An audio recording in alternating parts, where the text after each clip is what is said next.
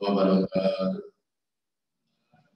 Alhamdulillah, syukurillah, alhamdulillah, la ilaha illallah, wa la syarika lah, wa asyhadu anna Muhammadan abduhu wa rasuluhu la nabiyya ba'dah. Allahumma shalli wa sallim wa barik ala sayyidina Muhammad wa ala alihi wa ashabihi ajma'in. Faqala Allah Ta'ala fi kitabil karim. A'udzu billahi minasy syaithanir rajim. Bismillahirrahmanirrahim. Wa qadaina ila bani Israila fil kitab la tufsiduna fil ardi marrataini wa la ta'lunna 'uluwan kabira. Hadirin jamaah salat subuh yang dirahmati Allah, alhamdulillahirabbil alamin. Segala puji bagi Allah Rabbul Alamin.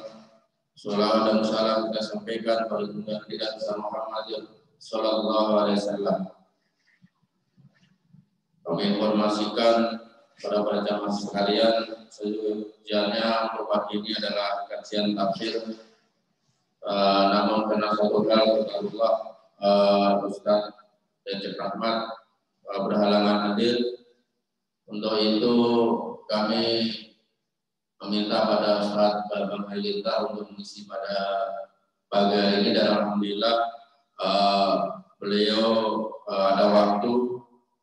Untuk tema pagi ini melanjutkan kajian yang kemarin masih mengenai tentang bagaimana Bani Israel atau Yahudi dengan tema yaitu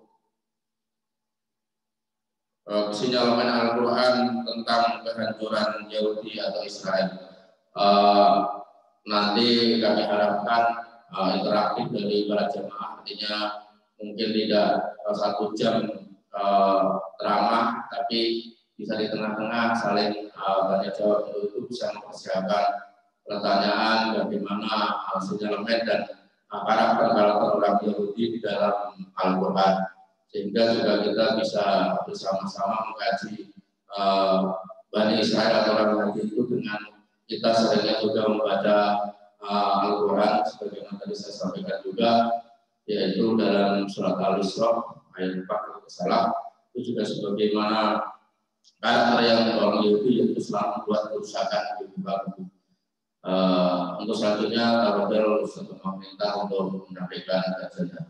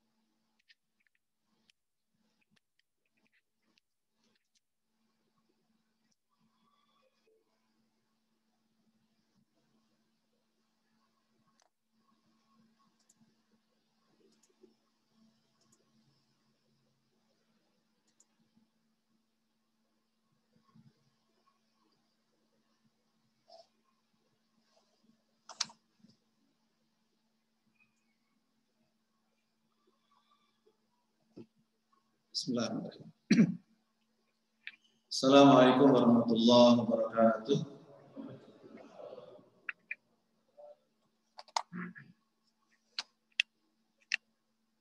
Alhamdulillahirabbil alamin. Alladzi anzala sakinata fi qulubil mu'minin liyazdadu imanan ma'a imanihim. Asyhadu an la ilaha illallah al-malikul haqqul mubin wa asyhadu anna Muhammadan abduhu wa rasuluhu shadiqul wa'dil amin. Allahumma shalli ala sayyidina Muhammadin wa ala alihi wa sahbihi ajma'in. Amma ba'du. Jemaah salat subuh Masjid Al-Ikhwan rahimakumullah. Alhamdulillah kita bisa bermuajah kembali di pagi yang sangat baik ini. Kita mengawali dengan ibadah yang sangat mulia di sisi Allah, itu salat subuh berjamaah. Semoga ini bisa menjadi kebiasaan yang selalu kita rutinkan dalam keseharian kita. Amin ya rabbal alamin. Jemaah sekalian, walaupun mendadak, tapi begitulah takdir Allah berlaku. Ya. Semuanya berjalan sesuai dengan apa yang Allah rencanakan. Kita bisa merencanakan, tapi Allah pula yang menetapkan. Jemaah sekalian, rahmatullah, menyambung beberapa waktu lalu ya, karena diamanai untuk menyampaikan tema tentang Yahudi, Bani Israel dan sekitarnya. Maka pada kesempatan ini bisa disebut barangkali ini pungkasan ya, tema tentang Yahudi dan Bani Israel, walaupun nanti kalau mau dikembangkan pada tema-tema yang lain bisa lebih banyak lagi. Ini terkait dengan kondisi kekinian yang sedang terjadi di negeri Syam atau khususnya di Palestina sana. Terus sekalian rahimakumullah.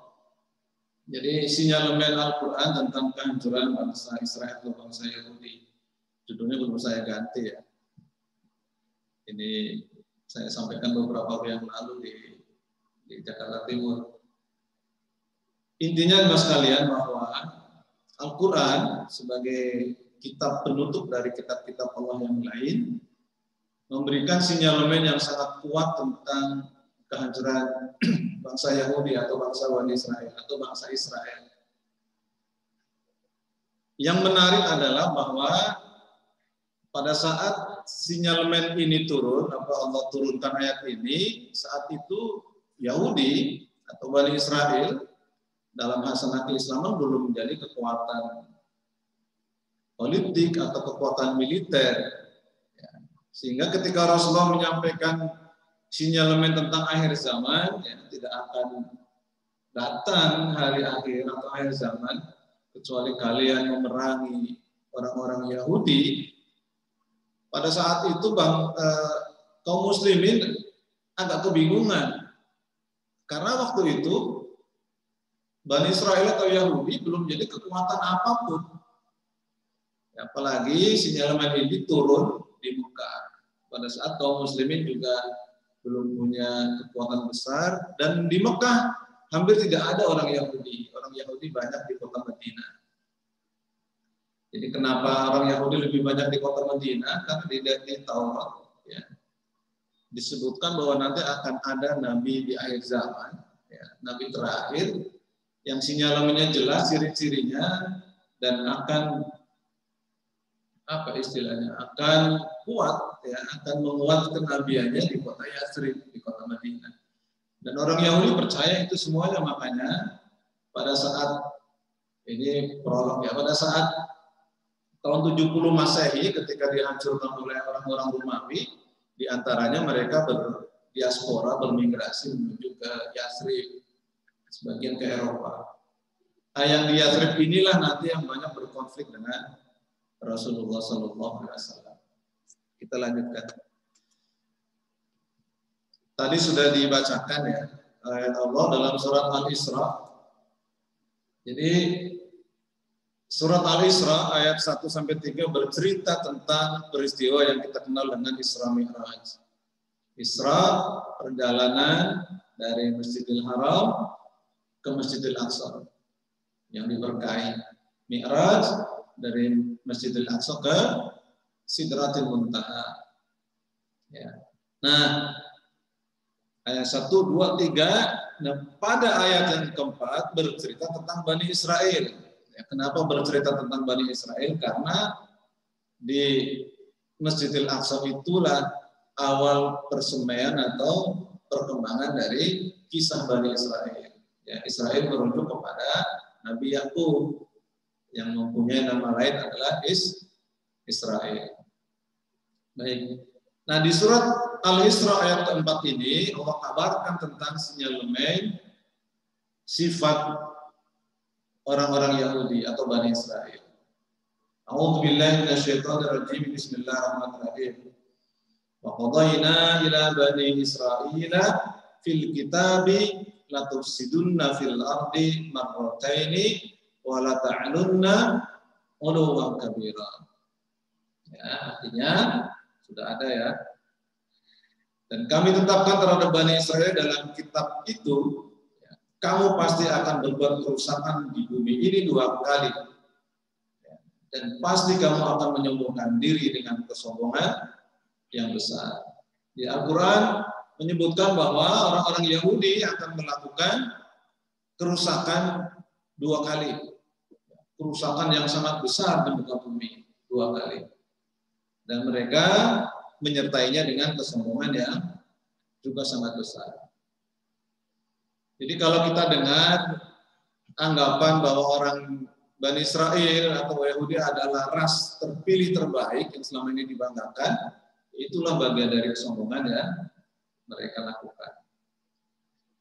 Sehingga tidak boleh ada nabi kecuali Bani Israel. Ya, walaupun sebagian meyakini ini sudah diutak-atik oleh para pendeta Yahudi.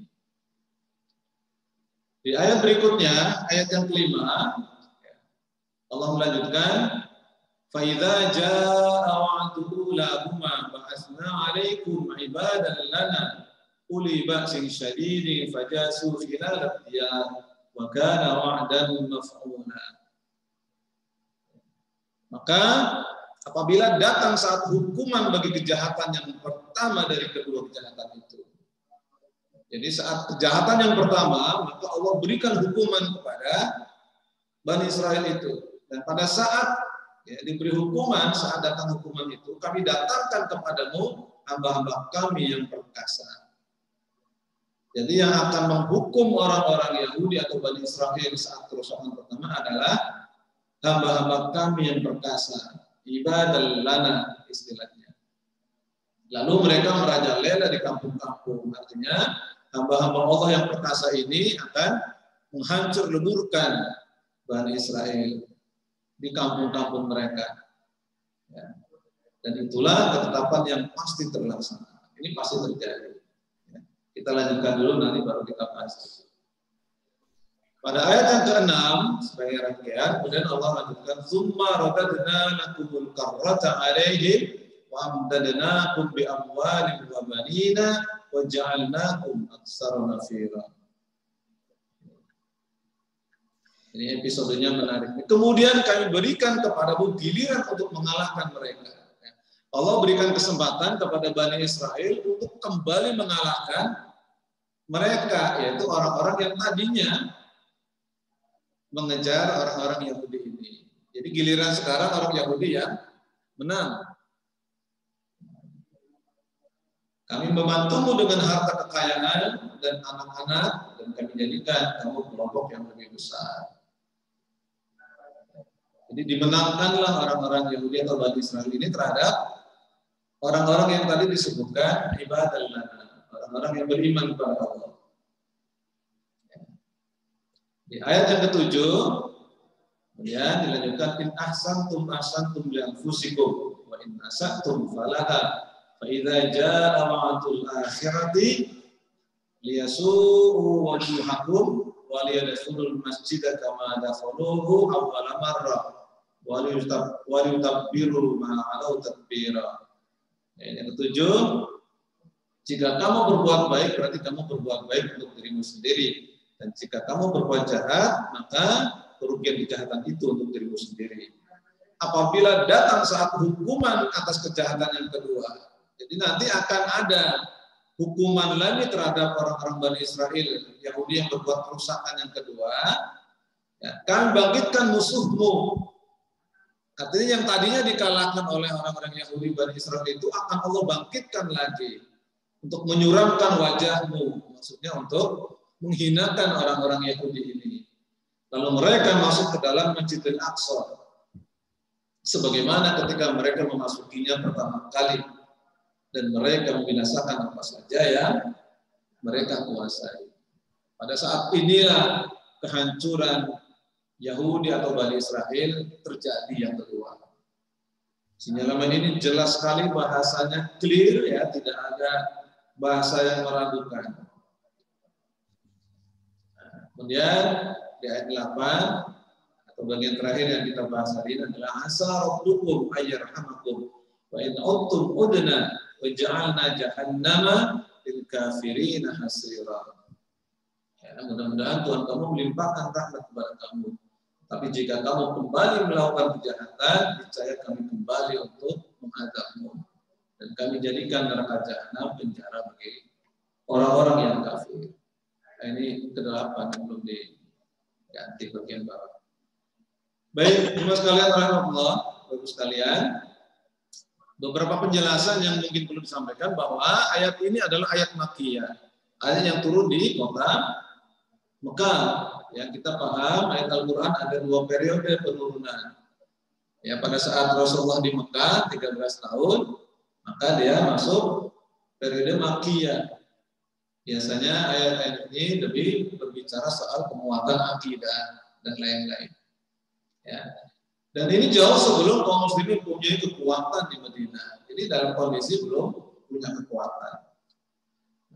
Dan menurut catatan sejarah, bangsa Yahudi Bani Israel telah berkali-kali mengalami kehancuran sebelum datangnya Islam dan sebelum turunnya ayat-ayat di atas. Jadi betul kalau tadi disebutkannya bahwa orang Yahudi Bani Israel hobinya melakukan kerusakan.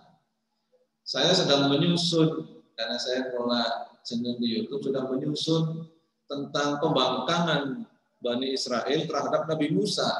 Saya kira bisa pendek, ternyata nggak bisa pendek karena saking banyaknya.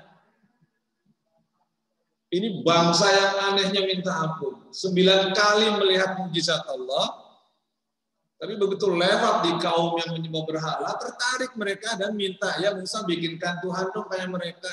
Ini Bani Israel. Melihat sendiri laut terbelah oleh Nabi Musa, tapi mereka begitu. Kemudian pada saat diajak bertaubat, malah nantang, kami nggak mau beriman kecuali kami bisa lihat sendiri Allah dengan mata kepala sendiri. Akhirnya Allah hukum mereka semuanya disambar petir dan mati dan seterusnya.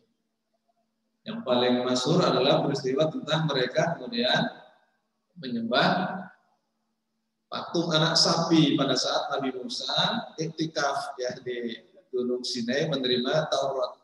Ditinggal iktikaf 40 hari ganti Tuhan. Ini Bani Israel. Nggak cuma ganti, mohon maaf, ganti Pak RT, ganti Tuhan. Ini Bani Israel.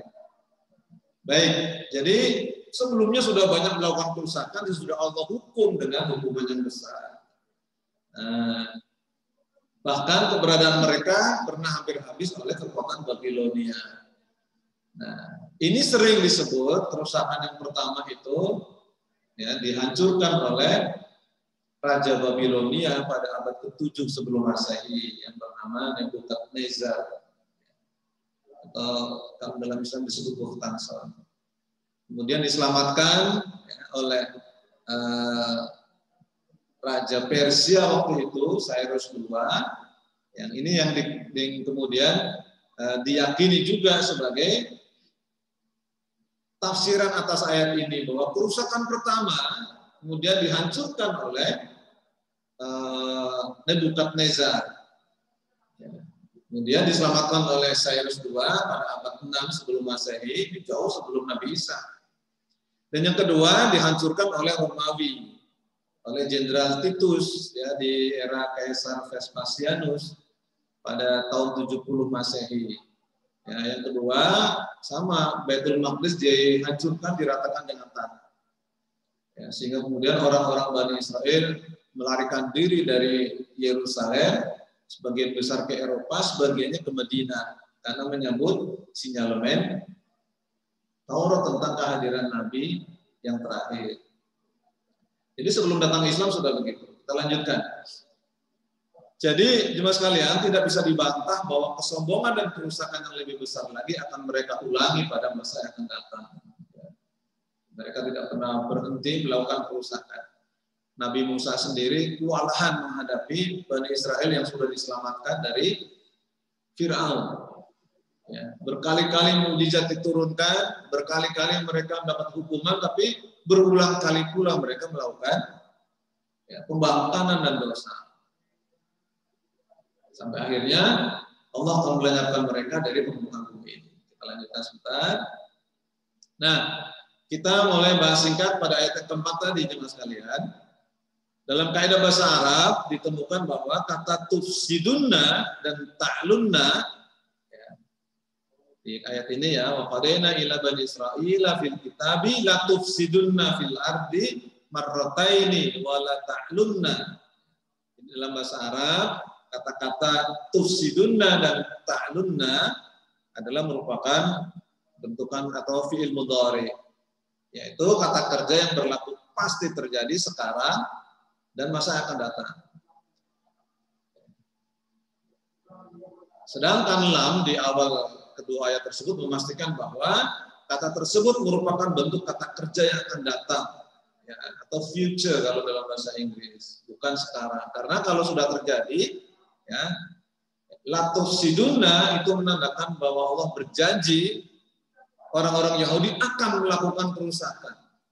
Kalau akan berarti dia bersifat future yang akan datang.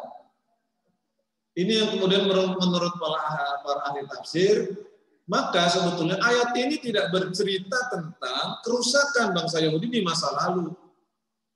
Karena redaksinya adalah la tufsiduna dan la ta'lunna yang merupakan fi'il mudhari. Kita lanjutkan. Sehingga Bapak sekalian, kemudian ayat berikutnya disambung dengan lafaz idza yang berarti apabila. Jadi ada kejadian apabila, ini syaratnya yang merupakan penghubung, menunjukkan suatu kejadian yang terjadi segera setelah kejadian sebelumnya terpenuhi. Jadi satu kejadian ini beruntun yang merupakan rangkaian kejadian. Kita lanjutkan saja. Nah, ayat yang kelima, ya, dari pengertian bahasa tersebut maka dapat dipahami bahwa bangsa Yahudi melakukan kerusakan yang pertama setelah ayat tersebut turun. Jadi menurut para ulama, dengan melihat kajian secara lughawi tadi, maka dipahami bahwa yang dimaksud ya bangsa Yahudi akan melakukan kerusakan yang pertama adalah kerusakan yang mereka lakukan setelah turunnya ayat ini atau setelah masa Rasulullah Shallallahu Alaihi Wasallam. Ya, sehingga yang mengatakan bahwa yang dimaksud ayat ini adalah kehancuran bangsa Yahudi oleh Nebukadnezar itu dikatakan tidak pas karena redaksi ayatnya menggambarkan akan terjadi setelah ayat ini diturunkan. Buktinya adalah pada ayat yang kelima Allah berfirman fa idza jaa wa'du ulahuma ba'atsna 'alaikum ibadan lana.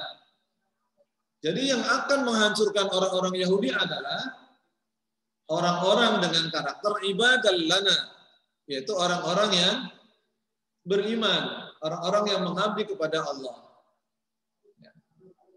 Yang akan menghancurkan hegemoni orang-orang Yahudi. Siapakah yang dimaksud orang beriman? Tidak lain adalah kaum mukminin. Ya, sekelompok kaum yang pantas mendapatkan predikat ibadah lana. Sedangkan Nebukadnezar yang menghancurkan orang-orang Yahudi ya setelah eranya Nabi Sulaiman adalah orang yang kafir, Rasulullah sebutkan demikian, ada 4 raja dunia, 2 yang beriman, 2-nya kafir.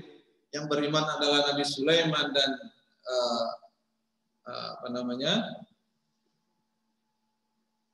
yang di Al-Kahfi itu, tiba-tiba ngeblank. Dzulkarnain. Ya, ini manusia ini kadang-kadang hang ya. Jadi Nabi Sulaiman dan Dzulkarnain yang beriman, sedangkan yang kafir adalah Namrud dan Bukhtansar atau Nebukadnezar. Firaun nggak masuk ranking ini raja kafir, berarti kekufuran mereka jauh lebih dahsyat dari Firaun. Ya. Padahal yang disebutkan Al-Quran di surat Al-Isra ayat kelima yang akan menghancurkan orang Yahudi adalah orang-orang beriman. Maka berarti bukan Bukhtansar yang dimaksud atau bukan Nebukadnezar yang dimaksud dalam ayat ini. Maka ini tidak bercerita tentang kehancuran Bani Israel di masa yang lalu. Nah, ibadah lana ini sering juga digambarkan misalkan dalam Al-Quran ya, surat Al-Furqan, bagian-bagian akhir ya, tentang ibadur Rahman. Sifat-sifat ibadah lana, ibadur Rahman. Wa ibadur Rahman alladhina yamshuna 'alal ardi haunan wa idza khatabahumul jahiluna qalu salama. Walladzina yabituna li rabbihim sujjadan wa qiyama. Walladzina yaquluna rabbana asrif 'anna 'adzaba jahannam inna 'adzabaha kana gharama. Panjang sekali ayatnya, enggak usah sampai selesai ya. Innaha sa'at mustaqarra wa muqama dan seterusnya. Nanti dilihat. Ini tipe atau karakter orang-orang beriman yang digambarkan yang akan menghancurkan orang-orang Yahudi tersebut. Baik, kita lanjutkan. Ya. Nah,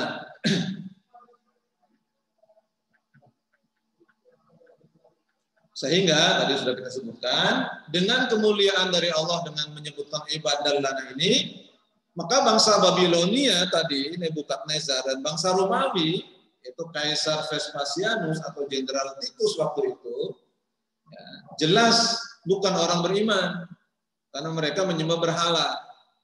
Ya, Romawi belum kenal Kristen waktu itu. Ya, sudah ada Nabi Isa, tapi malah mereka memusuhinya, bahkan berkomplot dengan orang-orang Yahudi waktu itu untuk membunuh Nabi Isa. Sehingga penghormatan dan kemuliaan itu lebih berhak disandang oleh Rasulullah SAW beserta para sahabatnya dan orang-orang beriman selanjutnya yang mengikuti pola kenabian atau manhaj an-nubuwah. Jadi jemaah sekalian, ya, orang atau umat yang akan menghancurkan orang-orang Yahudi pada kejahatan atau kerusakan yang pertama adalah orang-orang beriman atau umat Rasulullah Sallallahu Alaihi Wasallam. Kita lanjutkan. Maka tatkala Rasulullah SAW pertama kali sampai di Madinah saat hijrah langsung menyusun perjanjian antara kaum muslimin dengan bangsa Yahudi untuk saling menjaga perdamaian. Lanjutkan lagi. Namun bangsa yang telah mendapat laknat Allah itu melanggar dan merusak perjanjian yang sebelumnya mereka sepakati. Pokoknya orang Yahudi hobinya melanggar perjanjian. Ya, kemarin ada ini perjanjian gencatan senjata, begitu selesai mereka langsung lakukan serangan lagi. Jadi hari-hari ini di Palestina kejadiannya persis seperti Ramadan menjelang Lebaran. Orang-orang Israel membombardir lagi, kemudian orang-orang Palestina khususnya di Gaza membalas dengan serangan lagi, dan sekarang lagi terjadi lagi bentrok di Masjidil Aqsa. Jadi begitu gencatan senjata selesai, perang lagi. Nanti mungkin ada gencatan senjata lagi.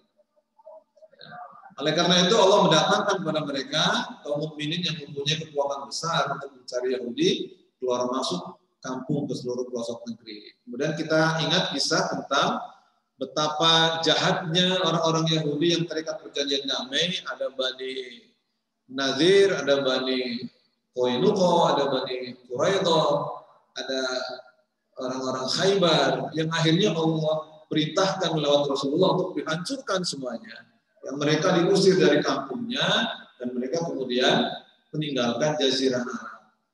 Ya, ada kisah tentang seorang wanita muslim sedang menawar dagangan di pasar mereka, kemudian bajunya diikat sehingga ketika bangun maka kemudian bajunya sobek dan terlihat auratnya, kemudian meminta tolong seorang Muslim yang ada di situ, dibunuhlah orang Yahudi tersebut, dan kemudian orang yang Muslim ini dibunuh pula. Padahal mereka terikat perjanjian damai dengan kaum Muslimin. Yang kemudian diperintahkan untuk mereka minta ampun kepada Allah, tapi menolak, dan akhirnya mereka diusir dari Bani Nadir waktu itu. Kemudian ada terjadi lagi Bani Qainuqa, di mana ketika Rasulullah berada di kampung mereka, ya, mereka benar menyiapkan untuk membunuh Rasulullah dengan dilempar batu dari atas dan seterusnya. Dan kemudian mereka akhirnya diusir karena kerusakan demi kerusakan yang mereka lakukan, mereka diusir. Baik, kita lanjutkan jemaah sekalian, ya. Sehingga akhirnya mereka tidak memiliki lagi pengaruh dan kekuatan di seluruh Jazirah Arab. Nah, kita lihat ya di dalam surat Al-Hasyr ayat 2 juga demikian, bahwa Allah mengusir mereka, ya, kemudian mereka pun terusir dari Jazirah Arab. Kita lanjutkan, kita percepat saja. Nah, pengusiran dan kehancuran Yahudi yang pertama mengakibatkan tersebarnya koloni-koloni mereka ke seluruh penjuru atau diaspora pada masa Rasulullah SAW.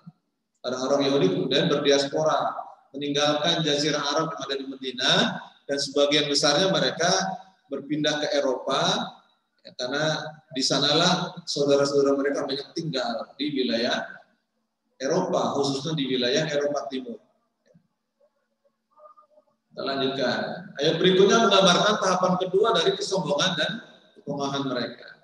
Ya, pada surat Al-Isra ayat ke-6, kemudian melanjutkan, "Tsumma radadna lakumul karrata 'alaihim wa amdadnakum bi amwalin wa banina wa ja'alnakum aktsara nafira." Kemudian kami berikan kepadamu giliran untuk mengalahkan mereka.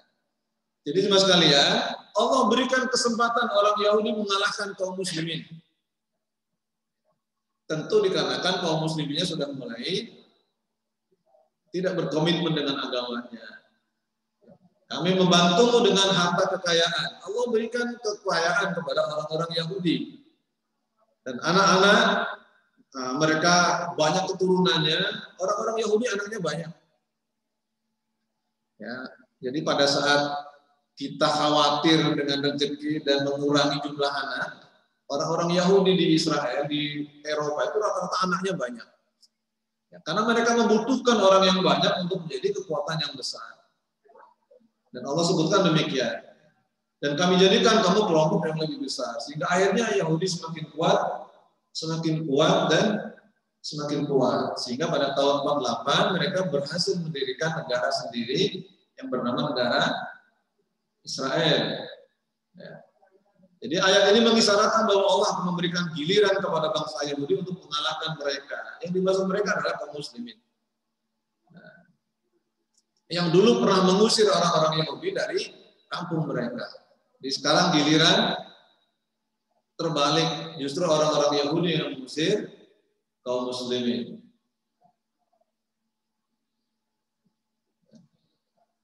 Nah, di sini ayat ini di ayat yang ke-6 Allah menggunakan redaksional summa yang menandakan bahwa kejadian kedua itu berlangsung agak lama. Ya, pembalasan orang Yahudi ini berlangsung agak lama dari kejadian pertama mereka terusir dari negeri Madinah waktu itu. Kalau negeri Madinah itu terjadi di masa Rasulullah di abad ke-7, ya, di abad ke-7, maka kemudian orang-orang Yahudi berhasil mengusir kaum muslimin, ya, dari tanah Syam atau dari tanah Palestina di abad ke-20. Jadi selang 13 abad, ya, waktunya. Kita lanjutkan, kita percepat. Nah, kebenaran ayat ini juga tidak perlu disangsikan lagi dengan melimpahnya bantuan ekonomi maupun politik terhadap bangsa Yahudi, serta dengan mengalir derasnya arus imigran Yahudi dari segala penjuru dunia ke bumi Palestina tanpa bisa dicegah lagi. Jadi setelah sekutu memenangkan Perang Dunia Kedua mendirikan PBB, maka kemudian semua kekuatan mendukung pendirian negara Israel. Semua resolusi yang menolak, keberadaan Israel ditolaklah oleh Amerika dengan vetonya. Seorang diri Amerika bisa menolak keinginan dunia dengan hak vetonya, dan itulah dukungan yang selalu diberikan oleh Amerika. Dan kemudian mengalirlah migrasi besar-besaran orang-orang Yahudi dari seluruh penjuru dunia untuk kembali ke tanah yang dijanjikan versi mereka. Ini yang menandakan kebenaran dari ayat ini. Kekuatan ekonomi dan militer Barat hampir seluruhnya berdiri di belakang Yahudi sebagai konsekuensi bagi mereka yang telah melahirkan negara Israel sepihak pada tahun 48. Jadi laporan Forbes itu, majalah ekonomi dunia, 10 atau 100 orang terkaya di dunia itu didominasi oleh orang-orang Yahudi. Jadi kalau terkaya di Indonesia masih mending, ini terkaya di dunia mayoritas orang-orang Yahudi. Jadi kita sebutlah misalkan orang terkaya itu misalkan siapa? Yang terkenal kan Bill Gates, padahal Bill Gates sekarang rankingnya udah jauh, tapi masih kaya. Bill Gates Yahudi, yang punya Facebook Mark Zuckerberg Yahudi, kemudian yang punya Amazon.com Jeff Bezos juga orang Yahudi, yang punya Walmart juga orang Yahudi. Orang yang hartanya ribuan triliun rata-rata orang Yahudi. Jadi kalau mereka menyumbang itu banyak dan mereka support sepenuhnya terhadap orang-orang Yahudi ini. Kita lanjutkan, kita percepat saja. Karenanya mereka menjadi sombong, mereka menjadi pongah, dan mereka kemudian menjadi takabur, ya, sesuai dengan derajat kesombongan kedua yang dilogika dalam Al-Quran. Jadi benar sekali Al-Quran ketika kemudian mereka menjadi sombong. Ya. Sejarah modern mencatat lembaran hitam kaum muslimin akibat ulah bangsa Yahudi.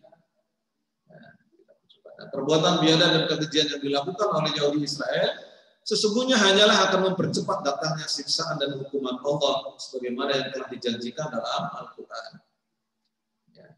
Ini pada ayat berikutnya. Ya. Apabila datang saat hukuman kejahatan yang kedua, ya, kami akan bangkitkan musuhmu.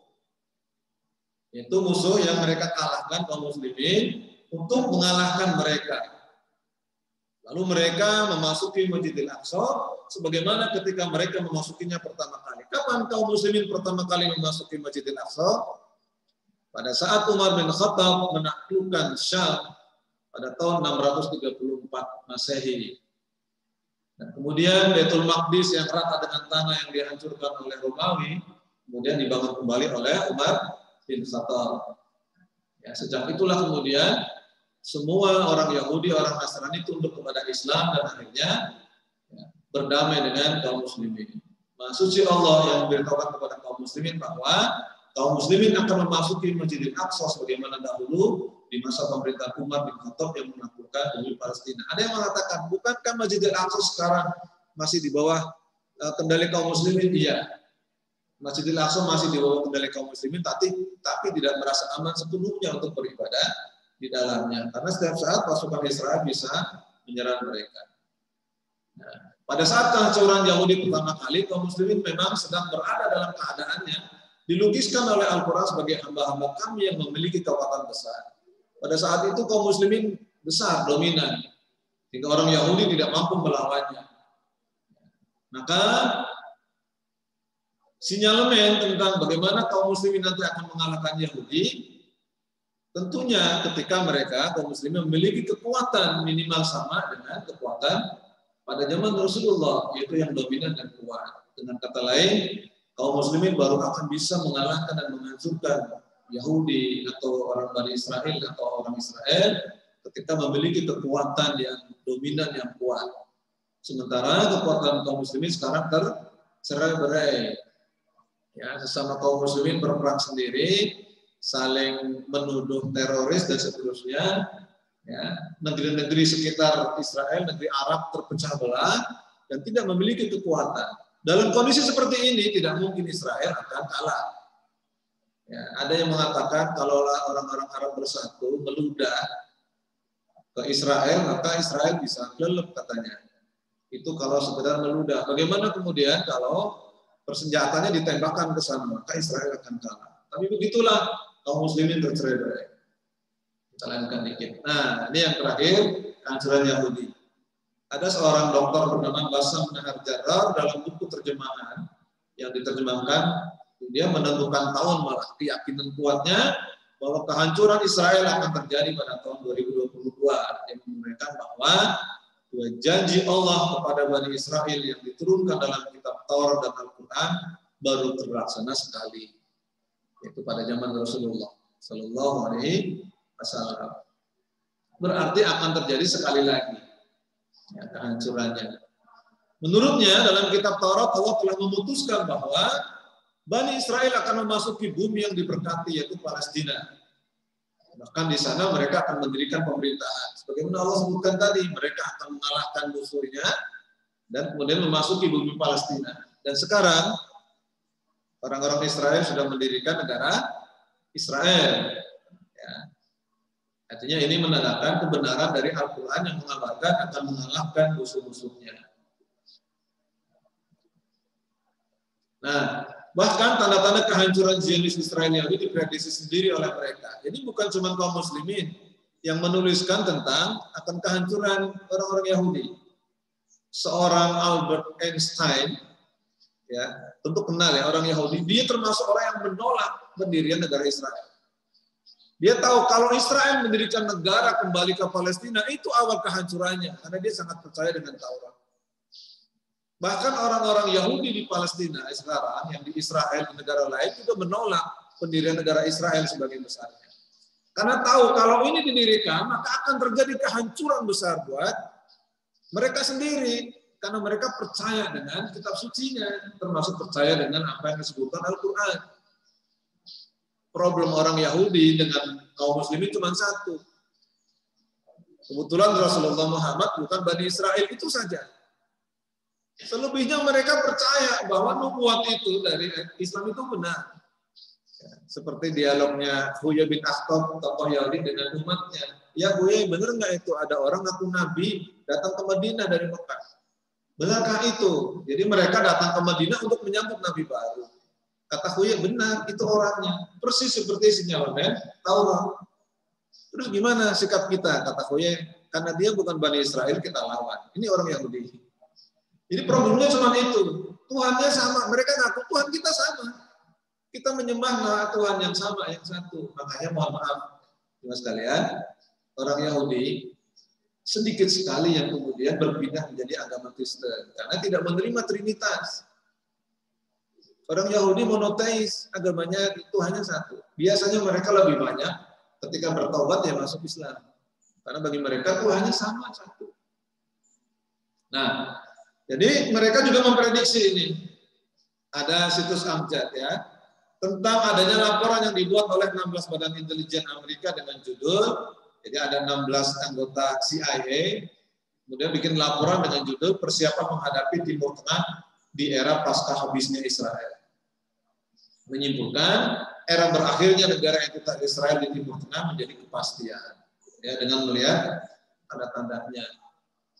Laporan menyebutkan ada penurunan drastis tingkat kelahiran di kalangan Israel dibanding meningkatnya kelahiran warga Palestina. Di warga Palestina anaknya sekarang banyak, ya di Gaza apalagi, ya, sangat dianjurkan punya anak banyak. Sementara di Israel orang-orang Israel sekarang malas dan tidak mau punya anak. Kebalikan dengan anjuran Zionis dulu untuk memiliki banyak anak. Kemudian ada sebanyak 500.000 warga Israel yang memegang paspor Amerika. Sementara mereka yang belum mengantongi paspor Amerika atau Eropa kini sedang memproses penerbitan paspor tersebut. Kenapa punya paspor Amerika? Siap-siap hengkang ketika kemudian mereka mengalami kekalahan dalam peperangan dengan kaum muslimin. Nah, kekhawatiran ini sangat banyak sekali terjadi di warga Israel sekarang. Nah, laporan juga merupakan hasil studi itu memprediksi para pengungsi Palestina yang terusir akan kembali ke tanah air mereka di Palestina yang kini terjajah. Teman sekalian, saya punya teman-teman yang berinteraksi intens dengan saudara-saudara kita di Palestina di Gaza, karena dia adalah lembaga kemanusiaan, mengabarkan bahwa orang-orang Palestina khususnya yang di Gaza sedang mencanangkan program untuk ada eksodus kembali besar-besaran, mudik besar-besaran bangsa Palestina di seluruh penjuru dunia. Ya, untuk kembali ke Palestina, dan ini untuk menyambut kemenangan bagi mereka. Targetnya tahun 23 mereka harus memenangkan pertarungan itu. Dan ini sudah terjadi.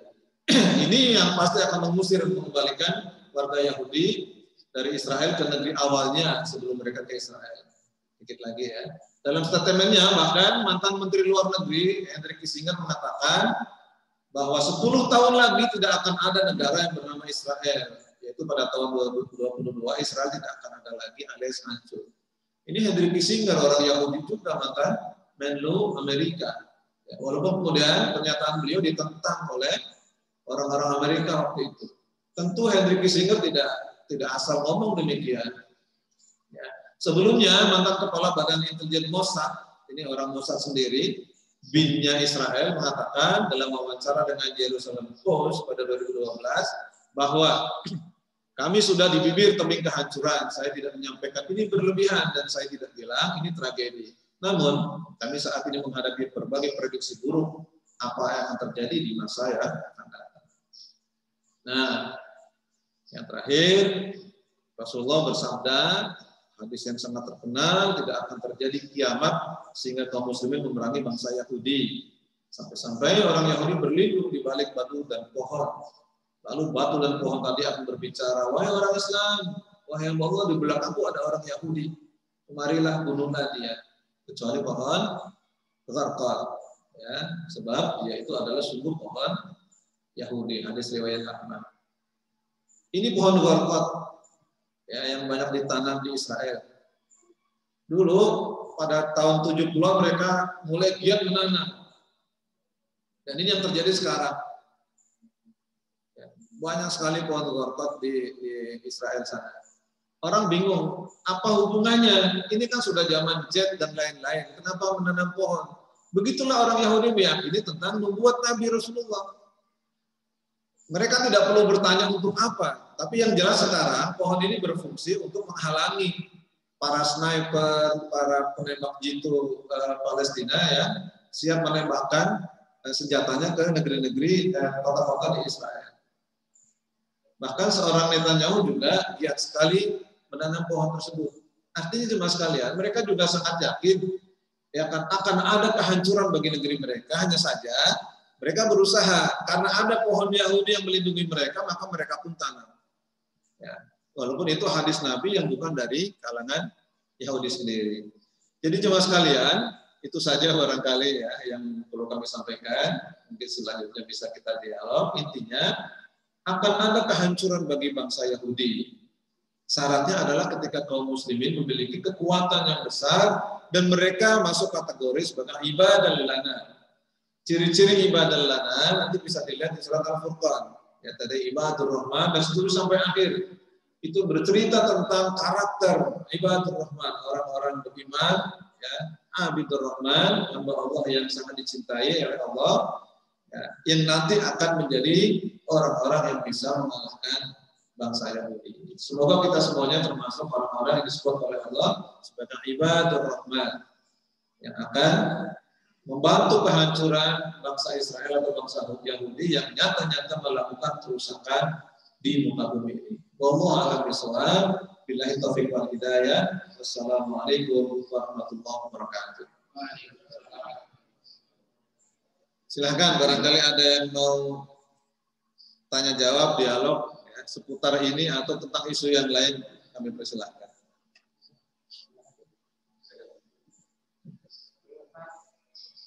Silakan Pak RT.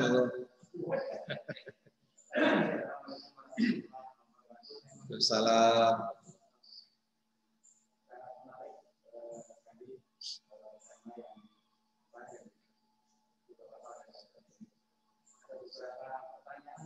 Ya.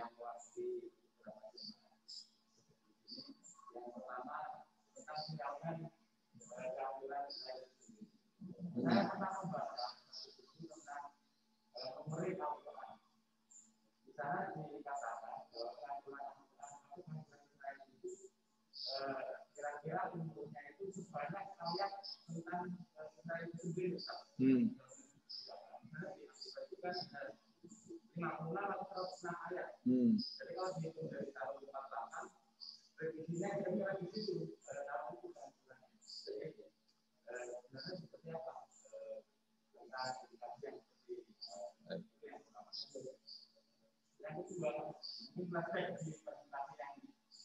Yang lalu ya.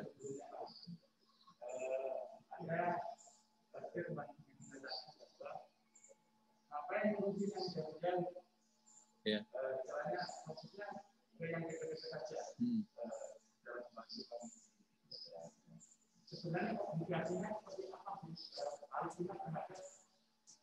Iya.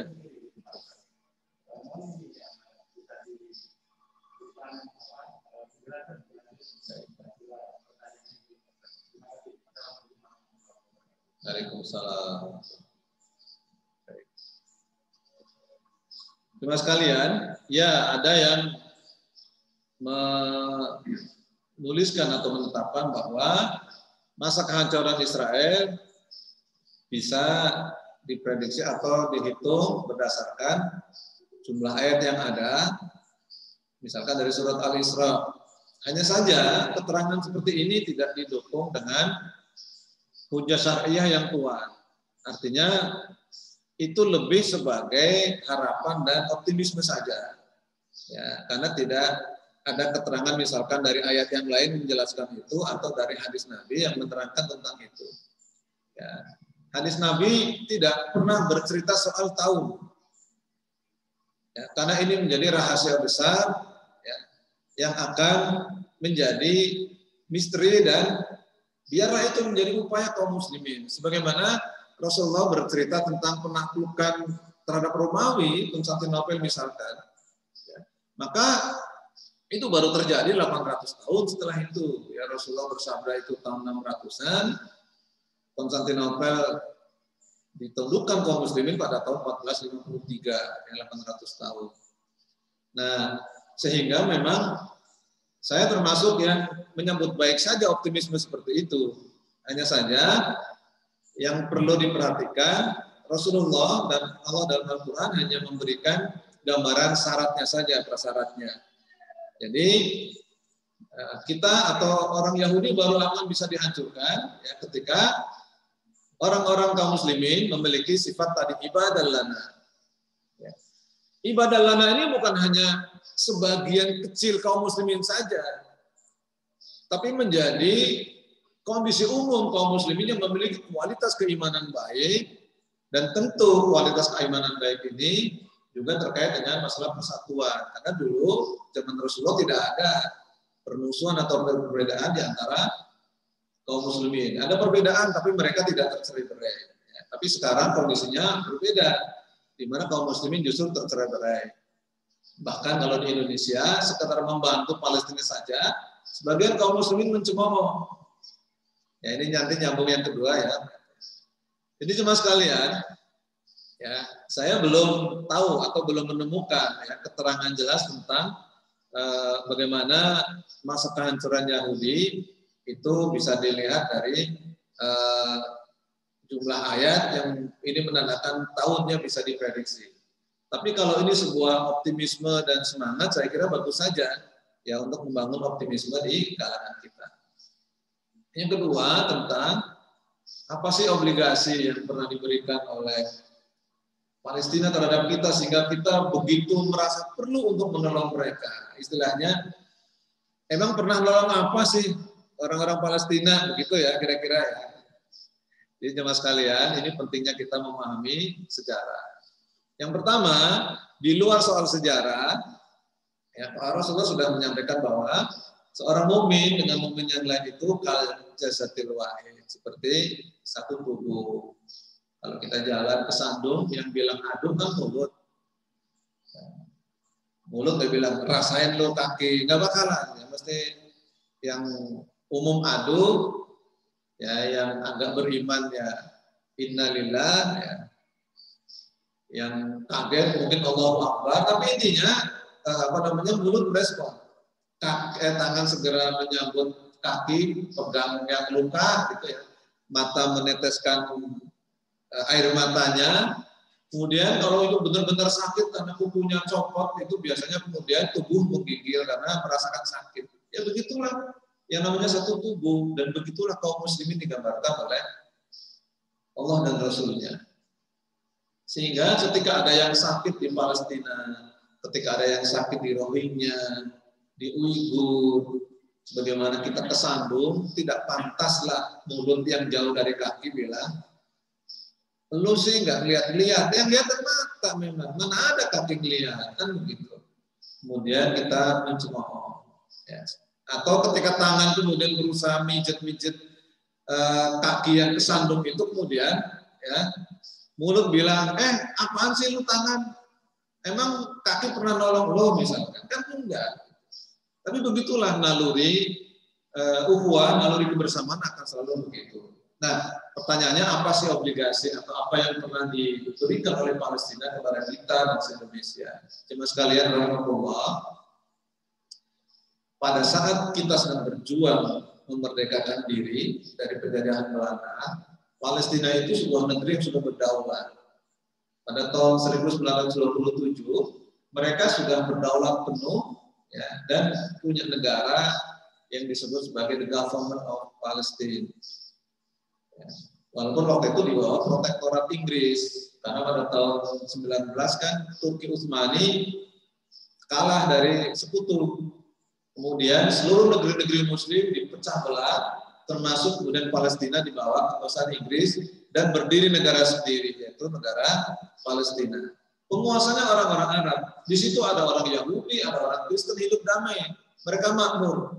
Bahkan banyak dokumentasi bahwa tahun 39 Palestina itu, ya, kota-kota di Palestina itu, Yerusalem dan lain-lain itu seperti kota-kota di Eropa yang terlihat rapi, indah, menjadi tempat rujukan wisata bangsa-bangsa di dunia waktu itu. Karena memang negeri Palestina aslinya indah sekali. Nah, kemudian terus sekalian, karena melihat saudaranya yang jauh di Indonesia sedang berjuang untuk memerdekakan diri, dan waktu itu memang Indonesia sudah termasuk negeri Muslim terbesar, terkenal seantero penjuru dunia. Ya, kemudian saat kemudian Indonesia berjuang memerdekakan diri, negara pertama yang memberikan pengakuan terhadap kemerdekaan Indonesia siapa sekalian? Ada dua negara. Yang pertama adalah Palestina. Yang kemudian yang kedua adalah negeri Mesir waktu itu. Karena kemudian orang-orang diplomat Indonesia kemudian datang ke Mesir waktu itu. Yang menarik, Palestina itu tanpa diminta oleh para diplomat kita, sebagaimana Mesir diminta oleh yang datang ke sana, diantaranya adalah Haji Agus Salim. Dan Syahrir juga itu datang menemui Raja Mesir, dan ada sebuah organisasi Islam yang memberikan dukungan penuh terhadap kemerdekaan Indonesia waktu itu. Palestina tanpa diminta menjadi negara pertama yang kemudian mendukung sepenuhnya secara diplomatik kemerdekaan Indonesia, sehingga dengan modal inilah kemudian Indonesia berani mengajukan diri ke PBB untuk menyatakan kemerdekaannya. Karena sudah ada negara yang mengakuinya. Karena syarat untuk mengajukan kemerdekaan sebuah negeri adalah ada negara lain yang memberikan dukungan. Dan dukungan pertama diberikan oleh Palestina. Sehingga sebetulnya memang tidak finansial waktu itu.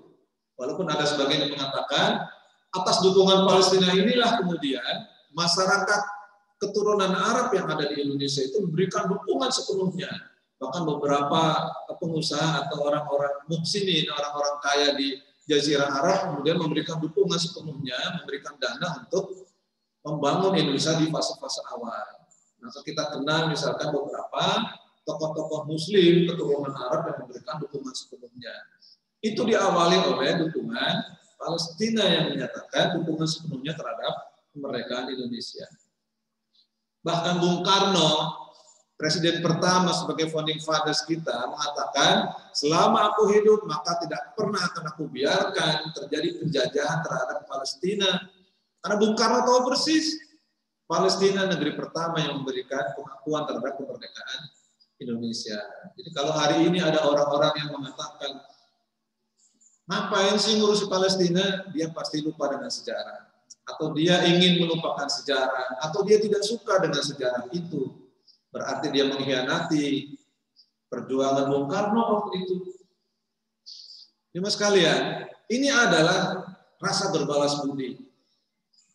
Bangsa yang berakhlak, manusia yang berakhlak adalah orang-orang yang paling pandai berbalas budi kebaikan dari orang lain yang pernah menolongnya. Dulu Palestina sedang kuat, maka mendukung kita.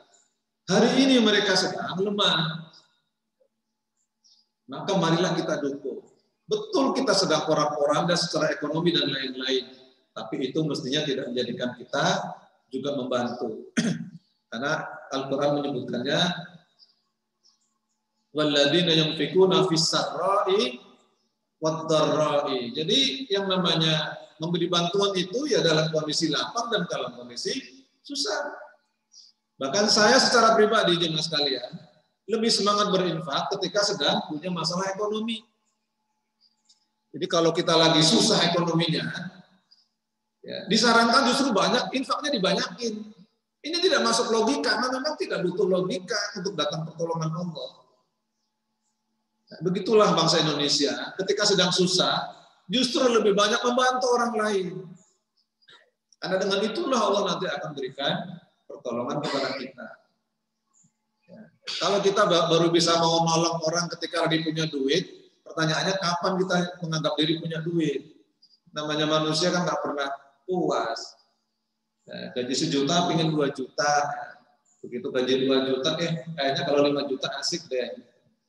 Kalau 5 juta bisa beli sepeda atau nyicil motor. Begitu nyicil motor, wah tuh kan, kurang keren kalau nggak naik mobil. Kapan selesainya? Iya kalau kita sempat punya duit. Lah kalau kita nggak sempat punya duit, kemudian mati, kita nggak pernah berinfak akhirnya.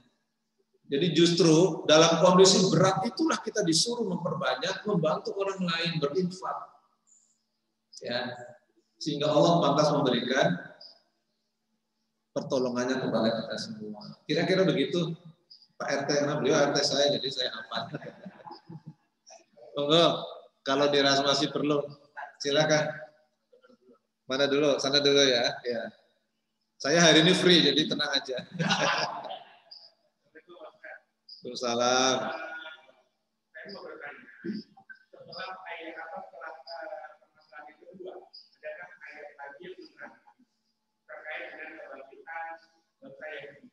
Karena saya mau kaitkan dengan yang ayat yang terakhir yang menyatakan bahwa tidak ada kiamat kalau Yahudi itu belum musnah. Iya, iya. Dan mereka ini kan sebetulnya sedang menunggu pemimpin agung mereka yang akan menguasai dunia.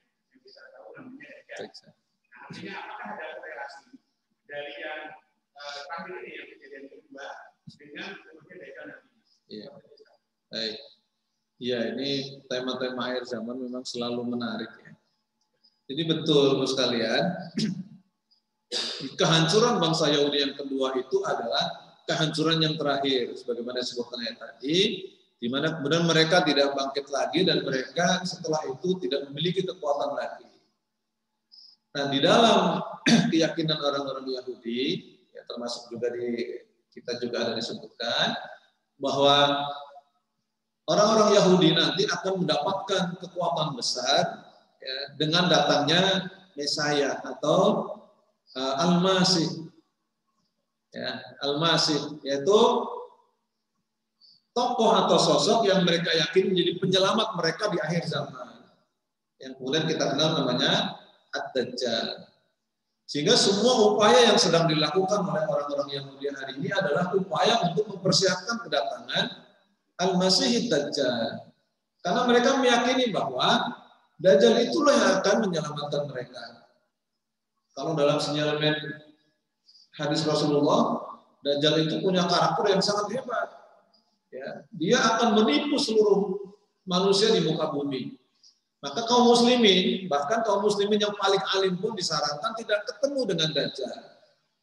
Ya, ulama sehebat apapun ketemu Dajjal itu tunduk dan jadi ikut dengan Dajjal.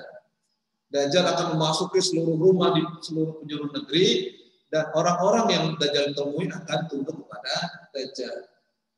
Ya. Pagi hari Dajjal ada di ufuk timur, sore hari Dajjal ada di ufuk barat. Sekali melangkah Dajjal bisa berpindah dari ujung dunia kepada ujung dunia yang lain. Pertanyaannya, ini sakti amat si Dajjal. Dajjal itu sosok manusia beneran atau ini adalah karakter atau sifat? Ya, banyak ulama meyakini Dajjal itu adalah manusia beneran dan juga karakter dan sifat.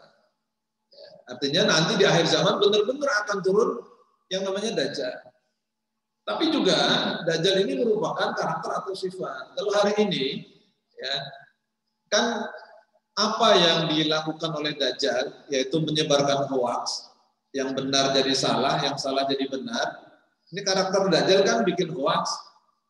Hoaks pertama itu kan hoaks tentang pohon huldi atau buah huldi yang dilakukan oleh iblis ketika di surga. Ya, dengan mengatakan pada Adam, ya Adam, jangan dekati pohon itu, kata Allah, karena kalau engkau makan buah itu, kau akan abadi, karena itu buah keabadian. Ya, Adam tertipu, akhirnya dimakan. Ya, akhirnya ini hoaks pertama ini. Termasuk penyebutan buah huldi itu juga hoaksnya iblis. Karena Allah nggak pernah nyebut pohon itu namanya pohon huldi atau buah huldi. Yang nyebut pohon huldi itu ya iblis itu. Terus pohon apa namanya? Yang nggak perlu disebutin. Jangan-jangan duren ya, yang nggak tentu juga. Gitu. Nah, jadi karakter dasarnya Dajjal menyebar hoaks. Hari ini hoaks bertebaran. Yang masuk ke handphone kita. Jadi betul masuk ke setiap rumah, bahkan ke setiap kamar. Setiap kita punya handphone. Ya. Jadi karakter Dajjal ini juga sudah mulai masuk ke dalam rumah kita masing-masing. Televisi kita isinya begitu. Ya, orang nyanyi harus pakai pakaian pendek. Saya heran memang kalau pakai pakaian rapi nggak bisa nyanyi. Ya bisa. Nyanyi dari suara, apa urusannya dengan pakaian. Tapi begitulah. Ya, para prajuritnya Dajjal mendesain agar kaum muslimin tidak pernah memiliki keimanan yang kuat. Dan kembali soal karakter orang itu. Betul, Dajjal nanti di akhir zaman akan ditaklukkan dan dibunuh oleh Nabi Isa alaihissalam yang diturunkan di akhir zaman. Nabi Isa lah yang akan menghancurkan Dajjal. Tetapi pasukan Dajjal akan dihancurkan oleh kaum muslimin. Dajjalnya secara personal akan dibunuh oleh Nabi Isa. Pada saat Dajjal sudah mengepung Syam waktu itu di Masjid Putih, ya, ini Masjid Damaskus, diyakini Masjid Al-Umawi sekarang ada di Damaskus yang menaranya putih. Persis seperti sinyalmen Rasulullah. Di saat itulah dalam kondisi genting kaum muslimin terkepung, Dajjal sudah begitu kuat merajalela, hanya ada 2 tempat yang tidak bisa dimasuki Dajjal, yaitu di Masjidil Haram dan Masjid Nabawi. Ya. Ketika Dajjal hendak menyerang itu tiba-tiba ada teriakan Nabi Isa turun. Nabi Isa turun di Masjid Al-Umawi, maka begitu gerbang masjid dibuka dan ada Nabi Isa, seketika Dajjal ketakutan dan melarikan diri sejauh mungkin.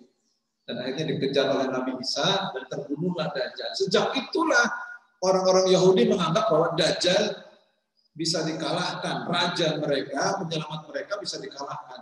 Dan hancurlah mereka. Sejak itulah kemudian terjadi yang namanya Armageddon. Perang dunia keberapa nggak tahu ya. Perang yang sangat besar, ya, dan kemudian orang-orang Yahudi kalah. Orang-orang Yahudi pada saat itu bukan hanya orang Yahudi Bani Israel, tapi semua orang yang sudah termakan hoaksnya Dajjal. Pasukannya besar sekali. Jadi kekuatan waktu itu tinggal 2, pengikut Dajjal atau pengikut waktu itu namanya Imam Mahdi. Ya, pengikut Dajjal atau pengikut Imam Mahdi, 2 saja waktu itu. Ya, tidak ada negara-negara itu tidak ada lagi. Waktu itu tidak ada teknologi, ya, karena waktu itu diyakini oleh para ulama waktu itu teknologi sudah hilang dikarenakan terjadi bencana yang sangat besar sehingga teknologinya hilang. Ya gampang saja. Apa PLN mati? Ya, PLN mati karena ada ada apa istilahnya? Ada tiang yang rusak sehingga transmisinya nggak ngalir kan? Handphone kita juga ikutan mati karena wifi-nya mati, kemudian operatornya ikut mati, jadi kita tidak bisa memanfaatkan teknologi lagi. Nah, jadi jemaah sekalian, kehancuran Yahudi yang dimaksudkan itu adalah sebagaimana Allah sebutkan sama persis dengan yang dimaksudkan tadi adalah kehancuran Yahudi ketika periode Dajjal. Sehingga kemudian ada guyonan, ini guyonan ini agak serius ini. Jadi kita tinggal milih. Kalau nanti kita sudah kaum muslimin mengalahkan bangsa Yahudi, berarti kiamat sudah dekat sekali. orang-orang Indonesia Timur mengatakan kiamat sudah dekat. Jadi menjelang kiamat itu kalau kita mengalahkan orang-orang Yahudi. Atau kita biarin aja seperti ini deh, biar lama kiamatnya gitu. Nah ini pilihan kita. Sama-sama tidak enaknya. Ya, kita tidak perlu memilih-pilih nantang-nantang Allah seperti itu. Jadilah muslim yang baik. Toh belum tentu juga kita menemui masa al-malhamah kubra atau disebut sebagai Armageddon versi orang-orang Barat atau pertempuran besar tersebut. Karena di saat itu yang akan mampu ikut dalam medan al-malhamah kubra itu adalah yang disebutkan oleh Allah sebagai ibadah lana. Mungkin ya sebagian besar kita, saya mungkin belum masuk karakter itu. Orang kita kalau dengar bunyi petasan aja kadang-kadang tiarap. Kita dengar bunyi pistol aja, rentetan senapan mesin kan pada tiarap. Kena itu gas air mata, nangisnya nggak habis-habis. Nah di medan Malhamah Kubra itu suasananya suasana jagoan semua, tidak ada model-model cemen kayak kita. Ya, jadi tugas kita mempersiapkan diri untuk menjadi ibadah lana yang Allah sebutkan tadi. Ya kalau kondisinya tiba-tiba datang, benar-benar tahun 2022, ya siap-siap dihadapi. Nah mau apa lagi gitu ya? Mau apa lagi? Gitu ya. Insya Allah begitu. Monggo yang berikutnya. Salah. Sekarang ini kan kondisinya banyak yang beli. Padahal kita bantu memang nyampe bahwa pertama itu, yang kedua, apapun yang terjadi pada sekarang itu, apakah Palestina itu sebagai negara kan sudah tidak ada. Mau Yerusalem kita pasti pakai Israel. Mau apapun namanya, yang saya bayangkan sebagai negara, apakah mereka punya semuanya di sana, urusannya, mata uangnya dan lainnya. Karena semuanya dalam keterangan Israel. Baik, sekalian, kalau kita mau melihat itu sebetulnya sederhana. Ya. Jadi pada tahun 39, pada saat orang-orang Yahudi eksodus besar-besaran dari Eropa, yang kemudian mereka datang ke Palestina, ada Ben Gurion, ada Simon Peres, ada Ariel Sharon, ada macam-macam lah tokoh-tokoh Yahudi episode pertama, tokoh-tokoh Zionis episode pertama. Mereka memasuki Palestina, di paspornya tercap dengan tulisan Government of Palestine. Ya, mereka punya mata uang, ya, mata uang Palestina dan lain-lain. Jadi sebetulnya negara Palestina sudah ada sebelum berdirinya negara Israel. Datanglah Israel 48, semakin banyak. Sekarang tinggal tersisa dua bagian kecil di Palestina, yaitu di Gaza. Kecil sekali Gaza itu, kemudian di tepi barat. Ya. Nah, sekitar tinggal 12%. Nah, karena kemudian berdiri PBB, maka kemudian PBB tidak menyepakati negara Palestina. Kalau PBB menyepakati negara Palestina waktu itu, yang mendukung Indonesia merdeka, maka tidak pernah ada negara Israel. Maka waktu itu PBB tidak memasukkan Palestina ke dalam list negara-negara berdaulat. Sehingga 48 berdiri Israel, sehingga dianggap Palestina tidak ada atau belum ada. Baru pada tahun 86 ada deklarasi tuntutan dari OKI, Organisasi Konferensi Islam, agar Palestina diajukan lagi ke PBB sebagai negara berdaulat. Dan sekarang sudah mendapatkan daulatnya. Makanya di Palestina kan ada pemerintahan. Pemerintahannya, Perdana Menterinya sekarang namanya Mahmud Abbas. Ya. Beberapa saat lalu ada pemilu. Ada pemilu secara fair. Pemilu paling demokratis di Palestina dimenangkan oleh Ismail Haniyeh dari Partai Hamas waktu itu. Hanya saja karena Hamas tidak disukai oleh Amerika, maka kemudian pemerintahan Hamas ini tidak diakui dan digulingkan oleh Amerika. Sehingga kemudian Hamas ini mendirikan pemerintahan sendiri di Gaza yang kecil. Sementara yang diakui oleh dunia adalah pemerintahan dari Mahmud Abbas. Jadi sebetulnya ada negara Palestina. Hanya saja namanya negara Palestina di bawah Mahmud Abbas ini memang tidak punya kedaulatan secara de facto. Jadi kalau kedaulatan ada dua ya, ada de jure, secara hukum ada negara, tapi secara de facto nggak ada. Karena apa? Satu, tidak punya tentara. Gimana negara nggak punya tentara? Punyanya cuma polisi doang. Sudah begitu, polisinya tidak boleh dipersenjatai. Siapa yang tidak membolehkan? Ya Israel. Karena kebetulan pemerintah Mahmud Abbas itu tunduk dengan pemerintah Israel. Yang nggak mau tunduk kan yang Ismail Haniyah itu. Kemudian mereka tidak punya bandara tersendiri sebagai pintu masuk. Pintu masuknya lewat mana? Ya lewat Tel Aviv. Kalau lewat Tel Aviv, imigrasinya imigrasi Israel. Maka visanya harus Israel. Jadi memang secara de jure negara, tapi secara de facto RT, mungkin begitu ya Pak RT. Jadi begitu. Dan ini problemnya. Sehingga pertanyaannya, kalau ada sumbangan apa nyampe? Nah, saya berani memastikan bergantung nyumbangnya lewat mana. Karena banyak juga di jalanan yang pada bikin sumbangan. Ya. Bahkan kemarin ada yang datang ke Kedubes Palestina. Kalau di Indonesia ada Kedubes Palestina, berarti Kedubes pemerintahan Mahmud Abbas.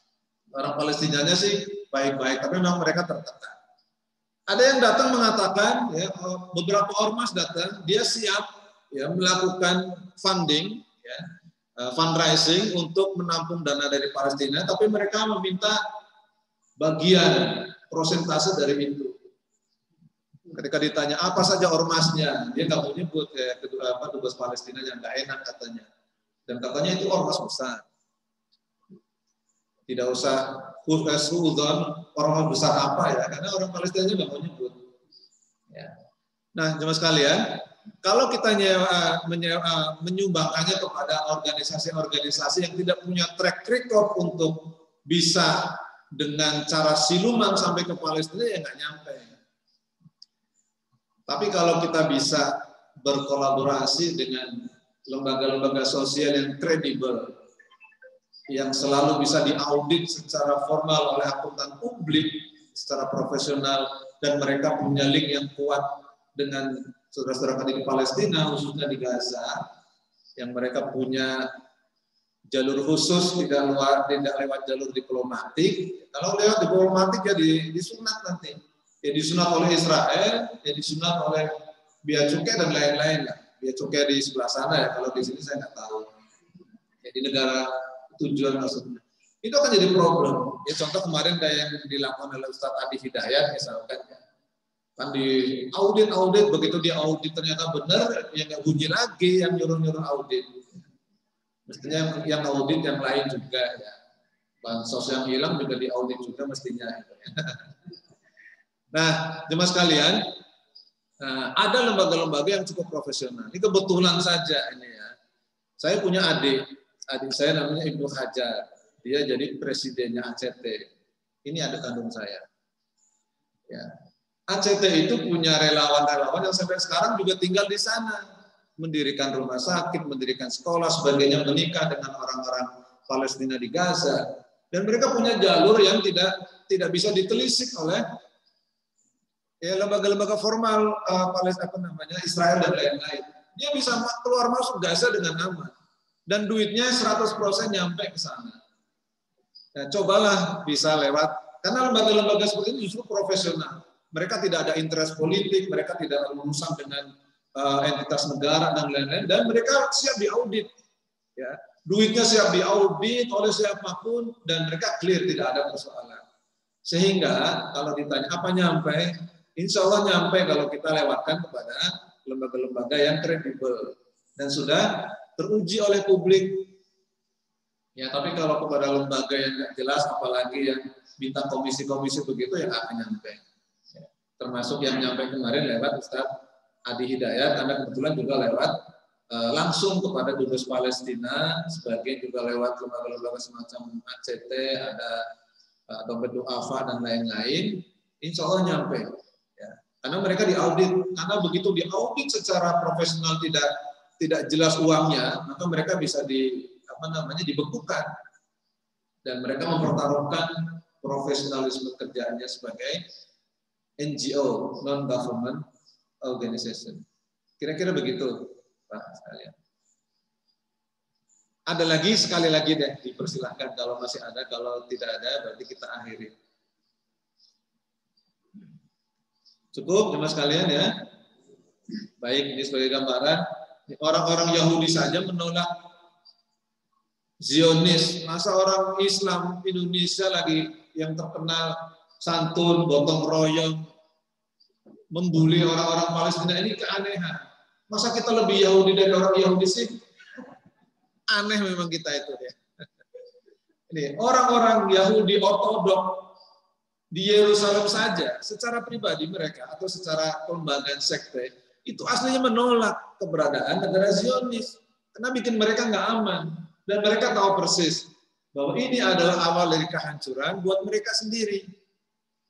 Karena sejak dikuasai oleh Umar bin Khattab sampai kemudian berdiri negeri Israel, mereka hidup damai dengan kaum muslimin, dengan orang-orang Kristen, mereka menjalankan ibadah dengan tenang, mereka hidup makmur, mendapatkan privilege yang baik dari pemerintahan Islam, baik era Umar, kemudian di era Muawiyah, atau Bani Umayyah, era Bani Abbasiyah, kemudian dilanjutkan oleh era Turki Utsmani. Mereka hidup dengan damai dan nyaman, mendapatkan hak-haknya secara penuh. Tapi sejak berdirinya negara Israel, mereka justru hidup dengan tidak tenang, hidup di bayang-bayang kehancuran, dan mereka meyakini inilah awal kehancuran yang mereka yakini akan terjadi di akhir zaman akibat kerusakan yang mereka lakukan. Kalau dalam versi Islam ini adalah kerusakan yang kedua mereka lakukan. Jadi sekalian coba ingat. Kemudian ada namanya Ghusul Fikri. Ya. Orang-orang Yahudi melakukan perang pemikiran dengan temanya 3S. Yang pertama sport, olahraga yang tadinya untuk kesehatan, kemudian jadi bisnis. Justru kemudian kalau ada main bola itu kan orang-orang taruhan, sehingga ada dulu pemain Kolombia gara-gara masukin bola bunuh diri, pulangnya ditembak karena iya, para petaruh itu yang merasa kalah, merasa dia menjadi biang kerok. Ya. Ini dari sisi pertaruhan. Kemudian olahraga kemudian identik dengan kemaksiatan. Contohnya kemudian olahraga voli, renang, pakainya harus begitu. Saya lagi-lagi, ya walaupun ini keheranan yang tidak perlu dijawab, memang iya kalau pakai baju menutup aurat nggak bisa renang, gitu. Tiba-tiba kayak batu plung ya di kolam renang langsung jatuh ke bawah, kemudian mati kan ya juga enggak. Kemudian main voli juga yang perempuan harus pakai celana yang ketat pendek sekali. Emang kalau pakai celana panjang nggak bisa nyemes begitu kan nggak bisa juga. Artinya ini hal keanehan, tapi begitulah orang Yahudi mendesain olimpiade dan lain-lain untuk kemudian menjadikan kita ikut tren mereka dari sisi sport. Kemudian yang kedua, song, nyanyian. Orang-orang nyanyi juga begitu. Ya, di samping kemudian menjadikan kita orang-orang yang lemah dalam semangat, ya, lagu-lagu kan kebanyakan mengajarkan kita untuk cengeng. Yang bahasa Inggris juga begitu, yang bahasa Indonesia begitu. Ya. Ada lagu yang terkenal, I Can't Live Without You. Aku nggak bisa hidup tanpamu. Cemen amat begitu ya. Tapi lama-lama kalau ini menjadi sesuatu yang kita dengungkan dalam pikiran kita, menjadi keyakinan kita, dan ini menjadi problem. Ini dari sisi syair ya. Saya nggak tahu dulu ternyata lagu ini mengajarkan kepada kesyirikan. Ada artis namanya George Michael. Dulu zaman muda senang sekali yang seperti ini. Nah kemudian dalam salah satu lagunya, ya, yang berjudul Faith itu dia menuliskan I believe in the God of America. Jadi aku percaya terhadap dewa-dewa Amerika. Gubrak. Ya kita siapa diajari untuk mempercayai dewa-dewa Amerika? Gitu. Tapi kita nggak tahu. Itulah lagu-lagu yang boleh diajarkan. Beruntung sekarang ada lagu-lagu Islam. Ya. Kemudian yang nyanyi. Coba deh lihat video-video klip yang sekarang. Orang Indonesia ikut-ikutan. Ya, kalau nyanyi itu sudah kayak orang mau renang saja itu pakaiannya misalkan. Dan ini menjadi tren. Yang Indonesia yang katanya negeri muslim terbesar, kalau sudah bikin video klip, yang dangdut, yang rock, yang pop juga seperti itu. Dan ini menjadi problem bagi kita sehingga akhirnya yang namanya membuka aurat itu hal yang lazim karena trennya begitu. Dan ini dirancang oleh orang-orang Yahudi. Yang ketiga tentang seks, free sex, kehidupan bebas, pergaulan bebas. Hari gini katanya nggak hamil sebelum nikah itu nggak ngetren, ya, nggak top katanya. Bahkan orang tua kita atau orang-orang kita sudah tidak malu lagi ketika ada anggota keluarga di kita yang misalkan hamil belum nikah. Biasa ya, orang lain juga pada begitu, nggak apa-apa deh. Yang penting lakinya tanggung jawab, kan begitu sekarang. Dan ini juga dimasyarakatkan oleh orang-orang Yahudi di film-filmnya, di banyak hal yang mereka kampanyekan. Sistem ekonomi menjadi rusak ketika kemudian orang-orang Yahudi berpuasa. Dulu orang punya duit harus punya emas, karena mata uang pakai emas. Orang Yahudi nggak mau repot-repot, bikin kertas. Sehingga mereka bisa punya banyak duit, membeli macam-macam, emas kaum muslimin dibeli, kaum muslimin akhirnya nggak punya apa-apa. Dan hari gini ekonominya menjadi ekonomi ribawi. Ya, kalau nggak pakai riba nggak asik. Ya, semua menjadi riba. Asalnya adalah orang-orang Yahudi pula ya mendesain itu dengan kapitalismenya, dengan orang-orang semacam Adam Smith, Lord Keynes dan lain-lain. Nah, jemaah sekalian, kerusakan yang diakibatkan oleh orang-orang Yahudi ini sedemikian masifnya, merusak ekonomi, merusak akhlak, merusak pendidikan. Pendidikan kita diajarkan untuk menjadi kuli saja.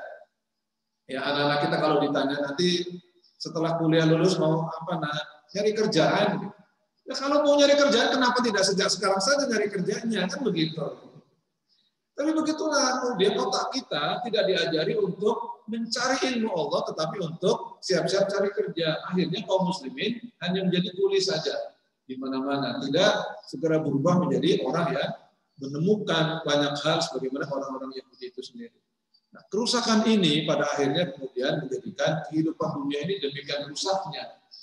Ya, maka Allah mengirimkan banyak adabnya buat kita. Ada virus ini, virus itu. Virus itu tiap tahun ada. Ada SARS, ada apa lagi itu kemarin, ada macam-macam. Sekarang corona sekarang bermutasi, ada tipe apa lagi gitu ya. Kayak perumahan, ada tipe 21, tipe 36. Saya sampai bingung gitu. Ya, ini sampai kapan akan berhenti kita tidak tahu. Mainannya mainan orang Yahudi semua kebanyakan. Ya. Betul mereka adalah orang yang pandai berkonspirasi, tapi memang betul virusnya juga ada. Jadi kita juga perlu hati-hati. Jangan pernah beranggapan bahwa virusnya nggak ada. Virusnya ada, bahayanya juga ada. Ya. Maka prokes atau protokol kesehatan tetap harus kita jalankan dengan baik. Ini adalah fitnah akhir zaman, di mana orang-orang Yahudi berkuasa sepenuhnya terhadap kita dan kita sedang lemah. Sehingga mari kita menjadi kaum mukminin yang lebih kuat. Kita kembalikan banyak hal kepada nilai-nilai Islam. Kita berekonomi secara Islam. Mulailah kurangi. Kalau belum menghindar 100%, kurangilah. Nabungnya kepada nabung yang syariah. Cari kreditnya kredit yang syariah, yang akad-akadnya akad syariah. Ini sama-sama, kadang-kadang sama saja gitu ya. Kredit motor, pakai yang non syariah, bunganya sekian persen. Nanti pakai yang syariah, juga katanya bagi hasilnya. Di sana bunga, di sini bagi hasil. Sama-sama persen juga. Itu bedanya di akad. Ya, kalau kredit non syariah itu kan pokoknya kita beli motor harga sekian, bunganya sekian. Ya. Kalau di kredit syariah itu modelnya saya mau beli motor tapi nggak punya duit, maka kerjasama misalkan dengan BMT. Mau beli motor apa? Misalkan Vario harganya berapa? Saya nggak apa, 20 misalkan. Oke. Jadi BMT beli Vario harga 20, dijual lagi kepada kita yang beli. Saya ambil untung 3 juta boleh ya? Bolehlah. 23 juta dibagi selama masa kreditnya. Makanya tetap cicilannya.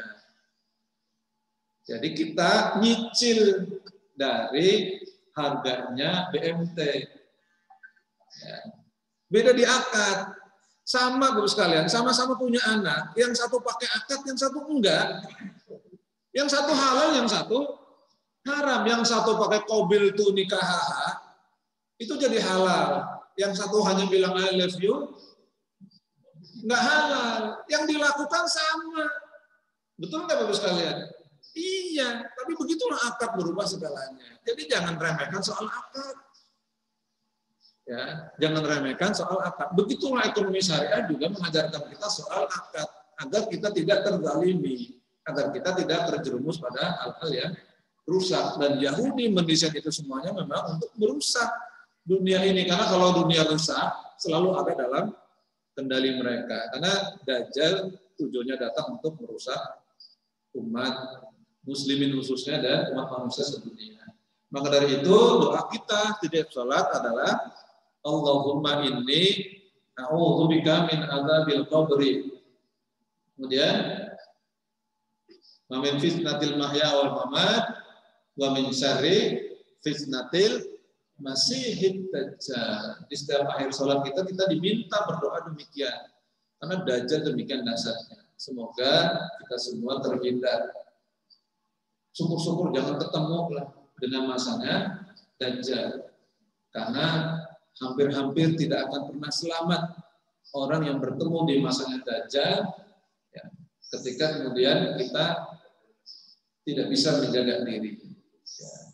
Lalu begitu nggak ketemu dong dengan masa peperangan dengan Yahudi. Nggak seru dong. Ya, memang seru melihat pertempuran itu. Tapi jangan-jangan kita nggak siap. Ya, mari kita jaga diri dengan baik, diri kita, istri kita, keluarga kita, anak-anak kita, agar kita menjadi orang-orang yang selamat di akhir zaman. Karena kebetulan kita hidup di era akhir zaman. Terima kasih banyak. Mohon maaf kalau banyak salahnya. Wallahul muwaffiq ila aqwamit thoriq. Billahi taufiq wal hidayah. Wassalamualaikum warahmatullahi wabarakatuh.